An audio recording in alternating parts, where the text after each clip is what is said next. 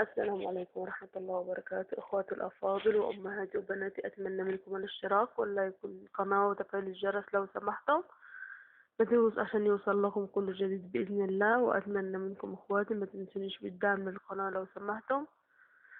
ده حبيبي بلح شام هنعمله مع بعض إن شاء الله يعجبكم. شايفين العسل من بره مجرمش وجميل خالص واقتصادي ومفيش لا بيض ولا أي مجهود، إن شاء الله هيعجبكم.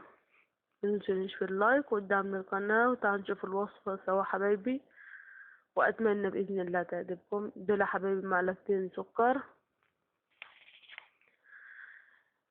أتمنى حبيبتي ما تنسينيش في اللايك والدعم للقناة، واللي جديد معانا أتمنى يشترك معانا في القناة، وأتمنى بإذن الله تعجبكم. أنا حطيت معلقتين زيت أو معلقتين سكر على نار هادية وقلبت فيهم لحد ما يتكرملوا بالشكل ده زي ما انتوا شايفين. حبيبتي أنا بتمنى منكم اللايك والاشتراك للقناة وتفعيل الجرس. وهحط حبيبتي كوبايتين ونص مية. أنا حطيت كوبايتين ونص مية عليهم لحد ما يغلوا، هسيبهم على النار لحد ما يغلوا. هبتدي حبيبي يغلوا زي ما انتوا شايفين معاي كده. ده هيقعد معاك يا حبيبتي بيجرمش كده ومش هيطرى ابدا لحد يقعد معاك يوم ويومين زي ما هو كده، جميل خالص وطعمه حلو. ده باكو من النشا بتاع الكاستر بتاع المهلبية، ده بطعم المشمش. لو عندك بطعم الفانيليا عادي لو انت بتحبيه. نشا المهلبية ده فيه الفانيليا وفيه مواد حلوة خالص وفي الريحة والطعم، بصراحة بيبقى البلح الشام بيه جميل خالص وإن شاء الله يعجبكم. يعني الباكو ده بيدي زي كوباية، هيدي زي نص كوباية صغيرة واتنين ونص دقيق عليهم، يعني 3 مع بعض. قلبتهم كويس على النار وبعدين نزلتهم، اسيبها لحد ما تهوت كده معاكي. وبعد كده تفضل تملكيها كده ببعضيها عشان خاطر تبقى كويسة، ما تسيبهاش تبرد خالص عشان خاطر ما تسقعش مني. يعني هتبقى في الوقت ده كانت دافية معايا وكانت حلوة، يعني ايدي متحملة. شايفين العجينة بقت حلوة كيف معاي. ده صينية حبايبي ودهناها زيت، وده جمع للتقطيع، وده عسل انا عاملاه من قبلها بيوم.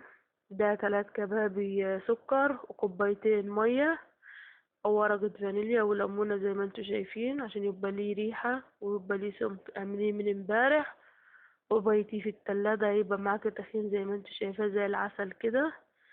اتمنى يعجبكم، واتمنى حبايبي ما تبخلوش عليا باللايك والاشتراك للقناة. غطيه على صينية زي ما انت شايفاه كده لحد ما تخلصي كميتك. ما فيهش بيض، ما فيهش لبن، ما فيهش الحاجات دي كلها.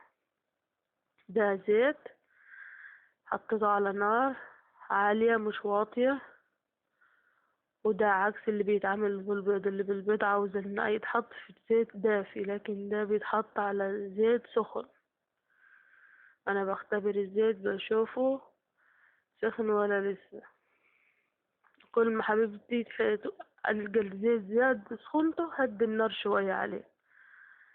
اول ما تهدي النار وتقلبي ايدك على طول فيه عشان خاطر يبقى كله واخد اللون وموحد مع بعضيه ويبقى جميل كده وان شاء الله يعجبكم. جربيه يا حبيبتي على ضمانتي بإذن الله هيعجبك إن شاء الله. هيبقى أحلى من اللي بره ويبقى قلبه مرمل وزي العسل من جوه. اللهم صل وسلم وبارك على سيدنا محمد وعلى أهله وأصحابه أجمعين.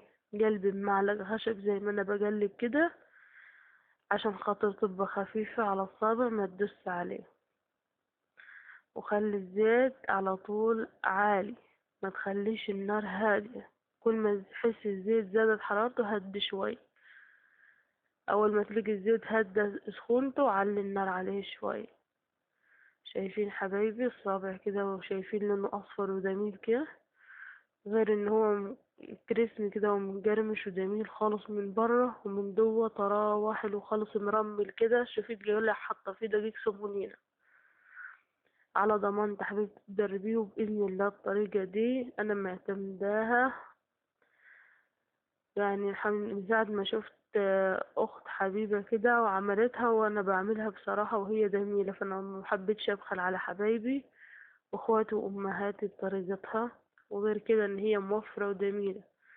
شايفين كل ما ايدك تبقى فيه بيبقى مجال كده كلهم لون واحد. قلبي كده حبيبتي كويس، وسيبيه يشرب من الشربات بتاعه عشان خاطر الشربات يدخل جوا قلبه كده ويبقى مليان عسل ويبقى جميل زيكم. اللهم صل وسلم وبارك على سيدنا محمد وعلى اهله واصحابه اجمعين. شايفين حبايبي جميل جميل خالص. كان نفسي اسمعك صوت الخفض بتاعه ده. حبيبتي ما تخافش، لو عندك ضيوف اعملي من امبارح. لو مستنية ضيوف مش هتخافي ابدا، مش هيطرى ابدا معاكي، وعلى ضمانتي حبيبتي. واتمنى تجربوه وتقولوا لي رايكم ايه. شايفين من جوا عامل ايه، ومن بره شايفين الطبقة حمرا وحلوة جميلة ايه. اتمنى منكم اللايك والاشتراك للقناة لو سمحتم عشان يوصلكم كل جديد باذن الله. والسلام عليكم ورحمة الله وبركاته.